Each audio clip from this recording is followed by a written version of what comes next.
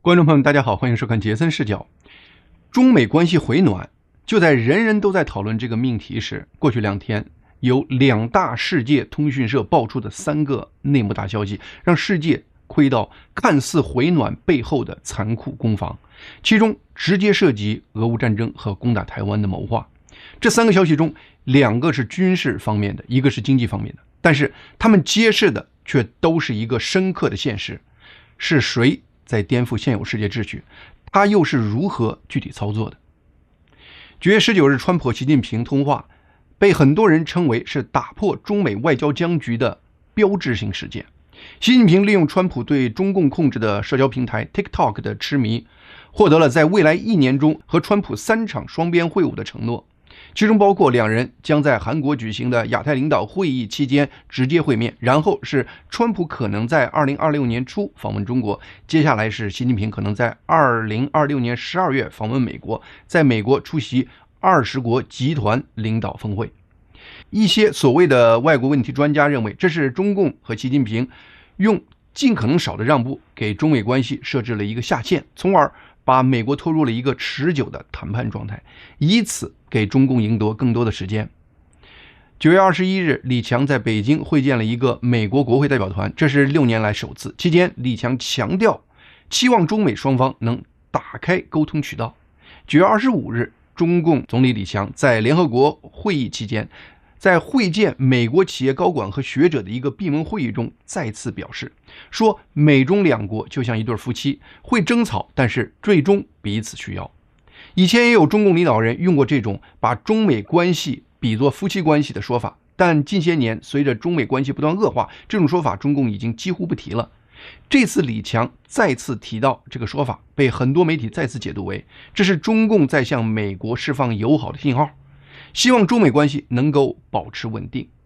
在会议中，李强还特别提到中美关系回暖这个说法。李强强调，美国的商界领袖，包括在座的高盛银行总裁温泽恩和城堡证券首席执行官赵鹏等，帮助维持和推动目前中美关系回暖的这个势头。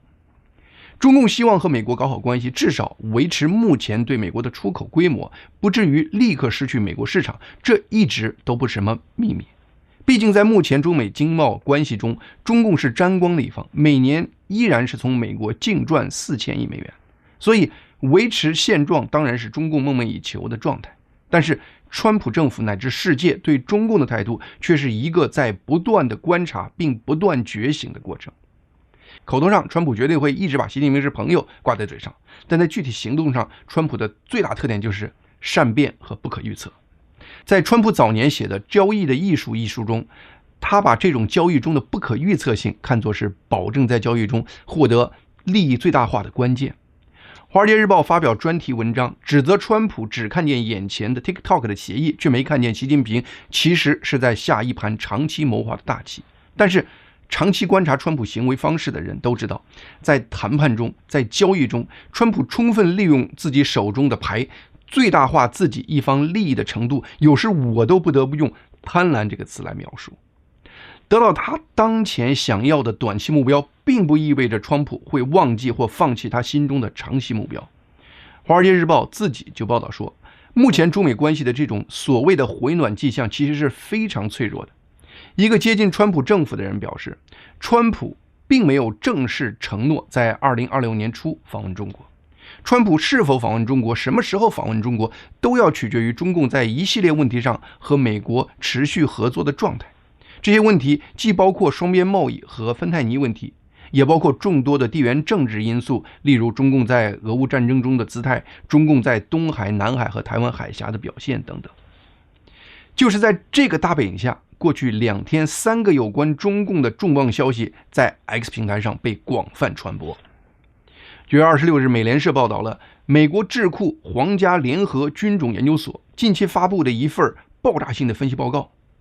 下面我们把皇家联合军事研究所简称为军研所。这个报告声称，俄罗斯正在向中共提供空降作战的军事装备和训练，帮助中共为潜在的入侵台湾的军事行动做准备。这份报告是基于一个叫黑月的黑客组织从俄罗斯一方获取的一批约800页的高度机密的文件得出的。这篇文件中包括俄罗斯帮助中共提升空降军事能力的项目的相关合同和设备清单，还有中俄代表团会面的细节，以及高空跳伞系统和两栖突击车的交付金额和交付时间表等。这个黑客组织在这批机密文件提供给西方情报部门前，曾发表过宣言，表示他们反对一切推行侵略性外交政策的政府。军研所的报告认真评估了这些文件的可信度。这些文件的主要局限性是，他们主要是俄罗斯一方对这笔交易的记录。尽管如此，军研所评估的结论是，这些文件大概率是真实的，其中合约和相关材料是真实的，其中一些细节已经被独立调查证实过。看到这里，很多人可能会觉得奇怪，无论是军事装备的先进程度，还是制造业的体量，中共现在已经远超俄罗斯了，为什么中共还要回头去给俄罗斯当学生呢？宏观上讲，中共的军备和军事能力已经远超俄罗斯，但是在空中机动和空降部队的实际经验上，俄罗斯还的确拥有中共缺乏的几十年的作战经验和技术积累。深入分析就会发现，中共和俄罗斯的这个交易真的可能弥补中共的一个关键军事短板，对中共入侵台湾的时间表都可能产生重大影响。报告显示，目前的协议是中俄双方在2021年的一项初步协议的拓展，也就是中共和俄罗斯在军事上的互通有无，在4年前就存在了，在2022年乌克兰战争全面爆发前就存在了。在这份新的协议中，俄罗斯同意向中共提供能够装备一个中共空降营的全套武装设备和训练项目，还包括特种部队渗透所需要的所有装备。这批装备包括37辆轻型两栖突击战车、11辆轻型两栖反坦克自走炮，以及空降装甲运兵车等，总成本超过2.1亿美元。另外，这笔交易还包括俄罗斯军事人员给中共军方提供正式的军事训练和培训，利用俄军从战争中学到的实战经验来提升中共空降军的指挥、训练和决策流程。其中最引人注目的是一种俄军引以为傲的高空跳伞系统和能力。文件显示，中共特别要求测试这个跳伞系统从8000米高空进行定点空投的能力。报告指出，从这种高度空降部队可能在高空中滑翔长达80公里。分析人员认为，这种作战能力可能让中共特种部队在不被觉察的情况下渗透到其他国家或地区。这种作战能力就可能用于在大规模入侵台湾前的特种部队的秘密潜入。专家估计说，俄罗斯向中共转让这些装备和作战能力，可能把中共的空降能力直接提升了10到15年。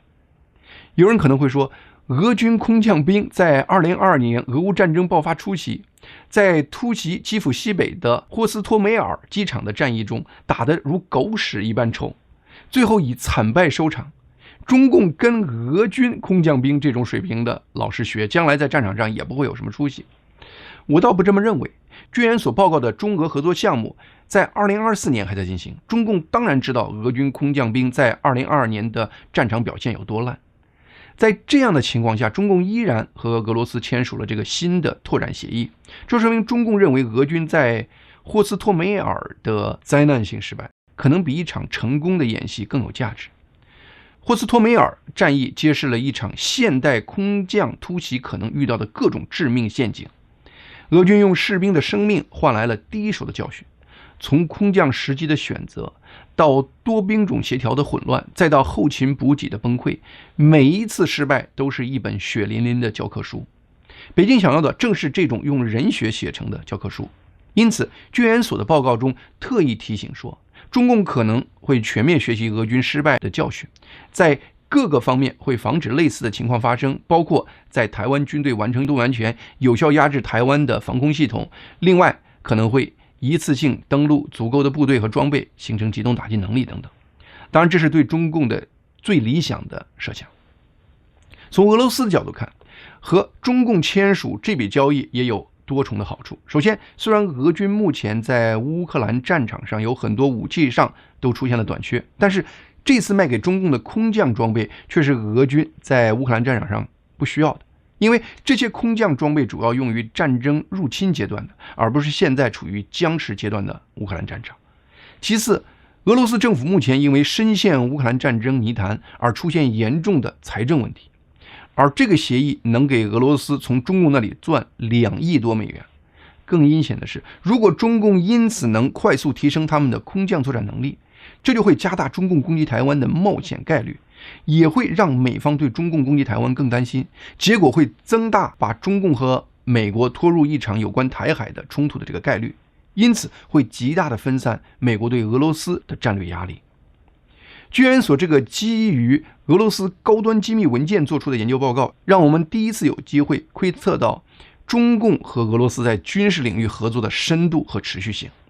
他们远远超乎世界此前的预期。中共和俄罗斯从2021年开始启动这个极具针对性的军事能力转移项目，双方的合作一直持续到2024年还在进行。在这个过程中，俄罗斯经历了2战以来最血腥的战争。中共对这个合作的持续投入显示，他们不仅仅是为了短期内解决他们一个军事短板问题，中共似乎更是在找机会为他们吸收逆向工程，并最终把俄军在乌克兰战场用流血换来的军事和技术融入到自己的军事体系中。在中共和俄罗斯的紧密军事交流中，这种能力和技术的流向绝不是单向的。9月25日，路透社独家报道了中共和俄罗斯的另一个紧密军事合作项目。路透社报道说，根据2名欧洲情报官员透露的消息，以及路透社看到的相关文件，中共的无人机专家目前正在不断飞往俄罗斯，帮助一家已经被西方国家制裁的俄罗斯国有武器制造商进行军用无人机的研究开发工作。如果要问俄乌战争给世界军事领域带来了什么新认识，回答就一个词儿：无人机。决定俄乌战争走向的武器不是隐形战机，而是那些时刻在乌克兰上空嗡嗡作响的无人机。它们成本低廉，却能精准打击高价值目标。它们彻底改变了现代战争的游戏规则。目前乌克兰的防御几乎全靠无人机，同时俄罗斯对乌克兰城市的持续侵袭和控制主要也靠无人机。俄罗斯最初是从伊朗进口见证者型号的无人机，后来乌克兰发现俄罗斯以这一款伊朗无人机为原型，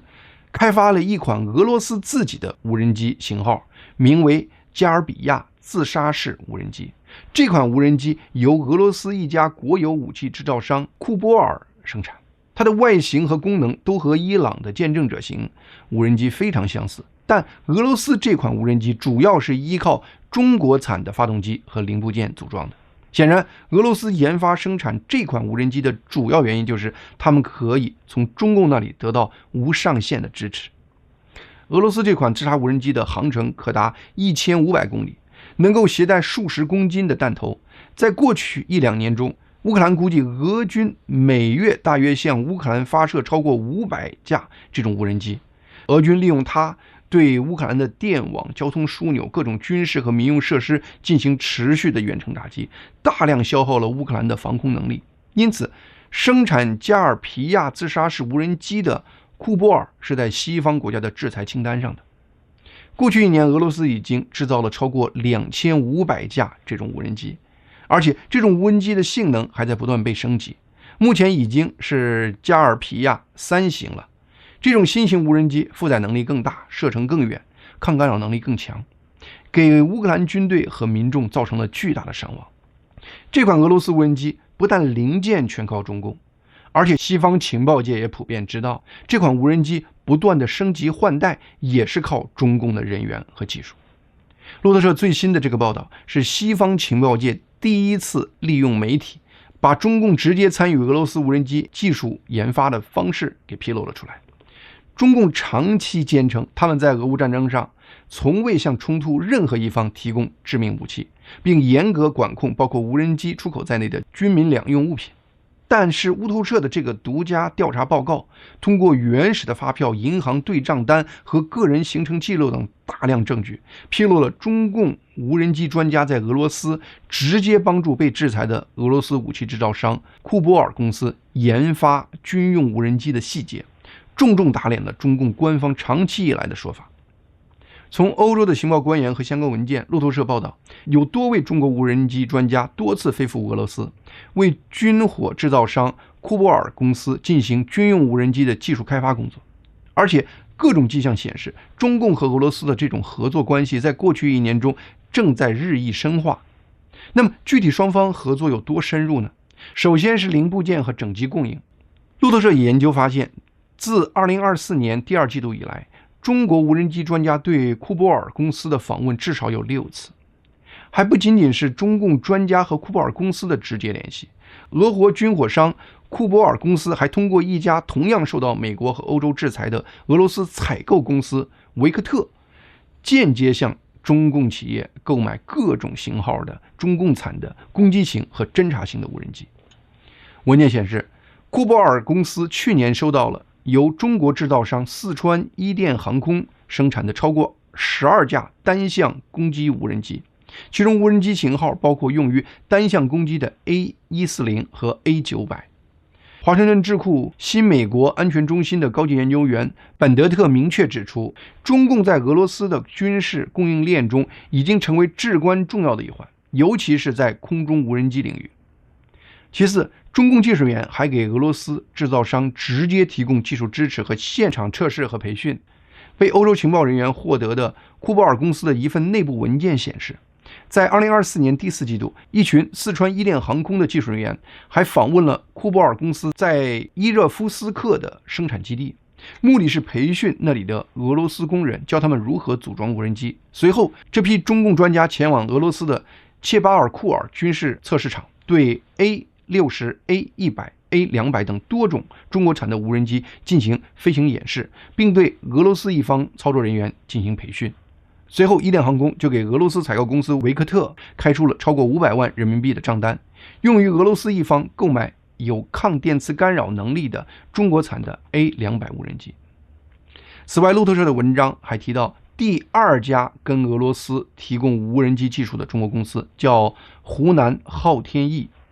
这个公司生产的 HW52V 垂直起降无人机也出现在俄罗斯去年第3季度的性能评估报告中，表示中共这款无人机可用于情报、监视、侦察和打击任务。根据欧洲情报官员的评估，在访问库波尔公司的中国专家中，有一部分就是来自湖南昊天翼的工作人员。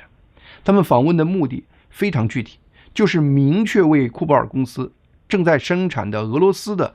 加尔皮亚型无人机适配新的中国飞行控制计算机组件和新的发动机。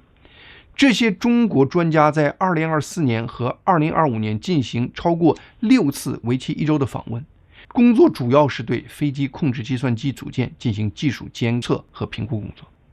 欧洲情报官员最新得知的情报是，俄罗斯目前正在研发一款新型无人机，代号是 GA21。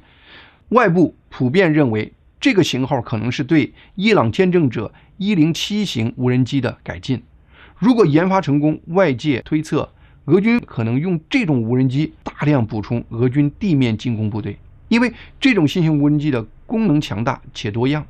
它既能做远程侦察工作，也能执行定点自杀攻击。因此，有人担心，如果俄军前线部队大量配备这种新型无人机，这有可能会影响目前俄乌前线的态势。就是这么一款对俄乌战争影响巨大的无人机，欧洲情报人员发现，中方的无人机专家从设计到研发再到测试阶段都大量参与其中，和俄方工作人员保持持续的合作和技术交流。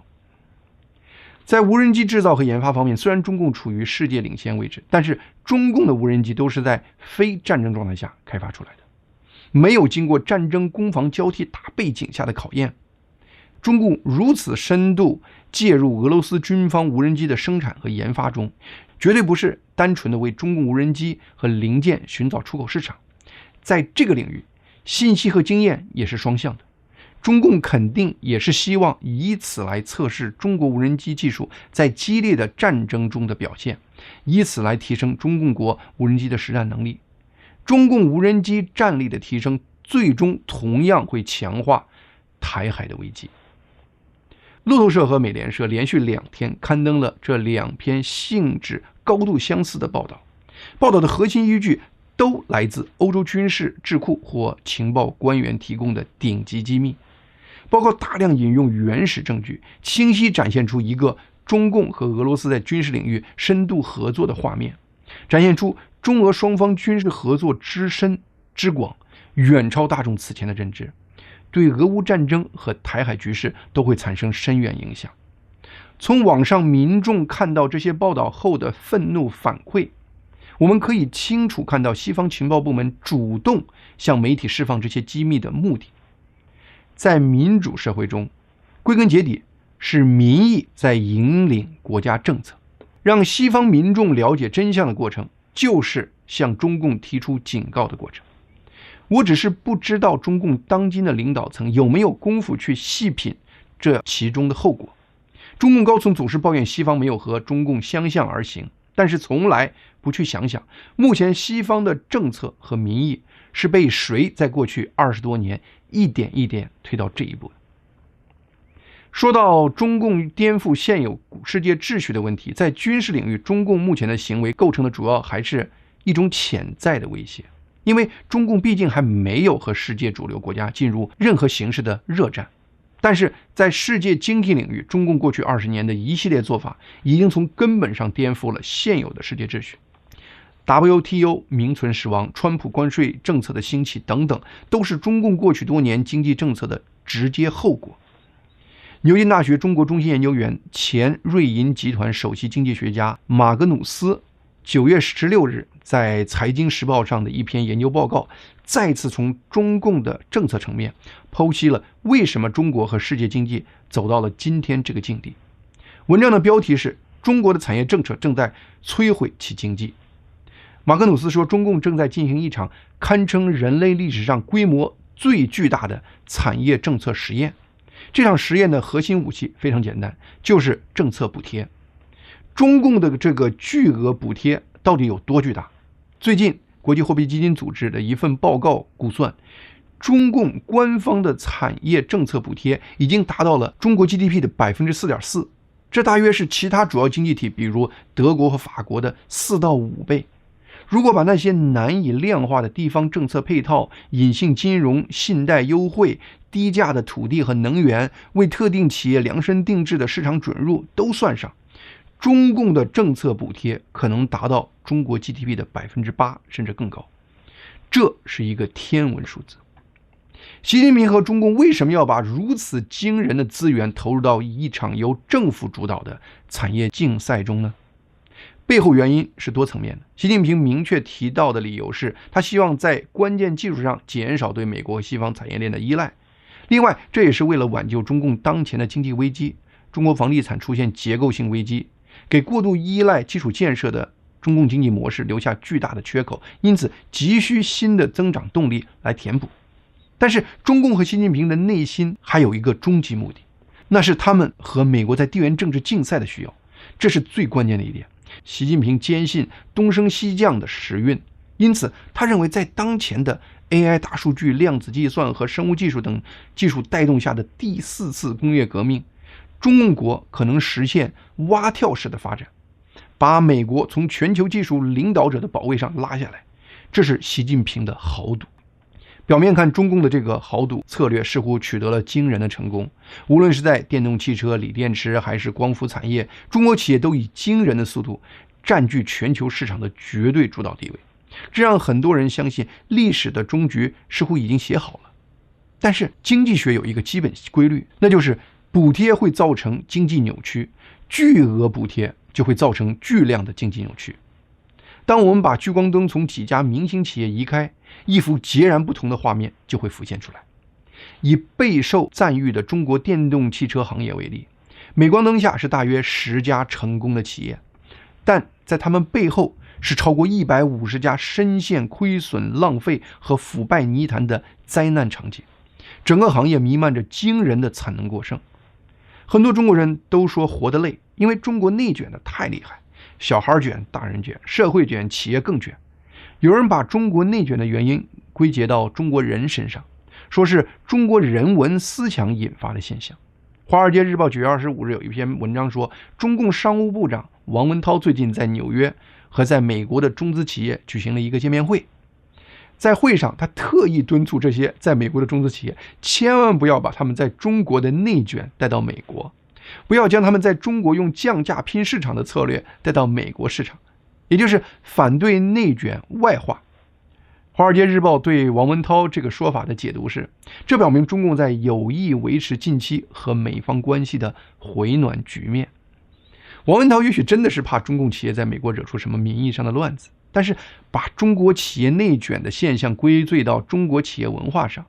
这就是有点欺负人了。马格努斯在这篇《财经时报》的文章中就提到，当政府的巨额补贴像洪水一般涌入特定赛道时，它催生的不仅仅是几家龙头企业，更是一个充斥着资本错配、产能过剩、恶性价格战的屠宰场。中共呼吁中国企业不要内卷，但把企业设定到这个内卷困境的，恰恰是中共自己的产业政策。当中国企业在中国内卷达到极致时，过剩的产能自然会如洪水一般冲向世界。面对川普的全球关税政策，世界各国都指责川普在破坏世界贸易秩序。但马格努斯认为，中共的工业政策对世界贸易的颠覆远超川普关税政策。从规模上看，美国的全球进口规模要比中国的出口规模小。更重要的是，川普关税政策才刚刚提出，对世界贸易的长期效应还有待观察。而中共的工业政策已经实施了很多年，产能过剩引发的出口洪灾已经颠覆了现有的世界经济秩序。面对中共国的这股产能过剩的出口洪流，筑起贸易堤坝不再是美国、欧洲这些发达国家，墨西哥、巴西、印度、土耳其、越南等纷纷也开始采取贸易保护措施，因为人人都担心自己的工业基础会被中共的出口洪流冲击的烟消云散。中共在工业政策上的豪赌的后果已经呈现，从中国的内卷正演变为全球的围城。中国人很勤劳，企业家很拼命，但历史一次次告诉我们，个别卓越的大公司不可能挽救一个灾难性的长期宏观国家政策。更可怕的是，中共现在已经不可能从这个灾难性的政策中换道了。中国经济现状不允许，中共核心的政治环境也不允许。2天3条消息把中共对世界经济的颠覆，对未来地缘政治的潜在颠覆，毋庸置疑地展现在了世人面前。中美关系真的会回暖？好，今天杰森视角的节目就到这里，谢谢大家的收看，希望大家能够订阅和推荐杰森视角以及杰森新闻快递这2个频道。